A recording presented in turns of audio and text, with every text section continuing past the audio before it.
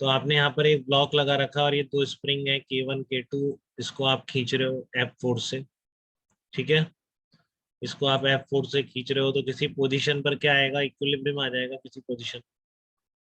ठीक है, तो फिर वही बात, अगर आप चाहते हैं कि दोनों स्प्रिंग को हटा के एक सिंगल स्प्रिंग से रिप्लेस कर दे, तो सेम फोर्स लगाने पर यहाँ से जब इक्विलिब्रियम आएगा तो डिस्टेंस ट्रेवल्ड सेम होनी चाहिए, या फिर आप कह दो ब्लॉक का displacement till the equilibrium position same है।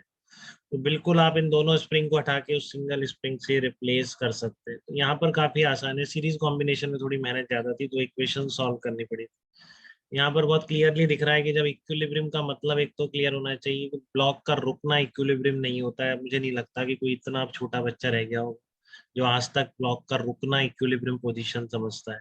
बताओ आर्यन, इक्विलिब्रियम पोजीशन क्या क्या डेफिनेशन है, कब कहते हैं हम इक्विलिब्रियम? Net force zero. हाँ exactly, very good, very good. ठीक है, जब क्या हो आपका नेट फोर्स जीरो हो जाए। रुकना ब्लॉक का इक्विलिब्रियम थोड़ा नहीं होता, रुकना होता है वेलोसिटी का जीरो। ठीक है ना, बहुत बात हो गई है अपनी mg/k 2 mg/k हमने निकाला था एक। ठीक है, तो वो सब बातें ध्यान रखनी है, अब आपको मिस नहीं करने हैं पॉइंट, थोड़ा समझदार बनना है। ठीक है, तो ये ब्लॉक का रुकना इक्विलिब्रियम नहीं होता है, नेट फोर्स का जीरो होना इक्विलिब्रियम होता है। तो इक्विलिब्रियम कहाँ पर आएगी, F = K equivalent X equilibrium. यहाँ पर नेट फोर्स क्या हो जाएगा, अब देखो हम ब्लॉक दोनों स्प्रिंग एक साथ खींचेंगे, इसलिए क्या है, पैरेलल कॉम्बिनेशन।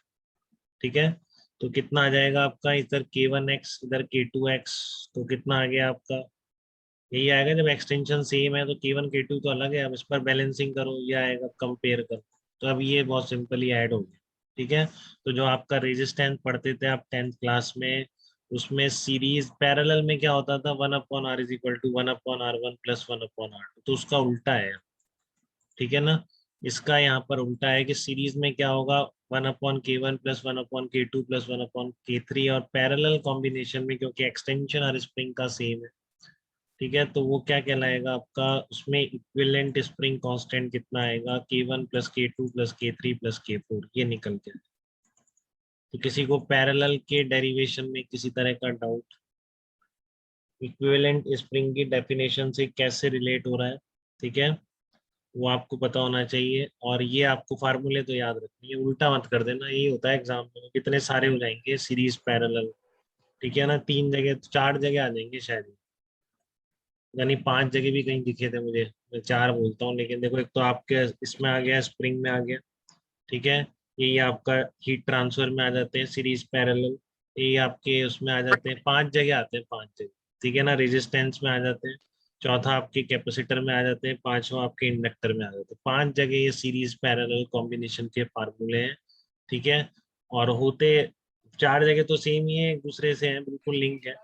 ठीक है ना, कि इंडक्टर में पैरेलल कॉम्बिनेशन का अलग से हो जाता है, नहीं सीरीज का तो वहां पे भी वही रहता है जो रेजिस्टेंस का रहता है, अगर म्यूचुअल इंडक्टेंस ना गिवे। तो ये सब हम 12th क्लास में इंडक्टर में बात करेंगे। ठीक है, जो अभी कर चुका है 12th क्लास का इंडक्टर वो समझ पा रहा होगा, वो लिंक कर पा रहा होगा, नहीं तो अभी जस्ट ये ध्यान रखना है कि आपको स्प्रिंग का equivalent constant, equivalent spring constant कैसे निकालना है। ठीक है, तो ये सीरीज और पैरेलल कॉम्बिनेशन।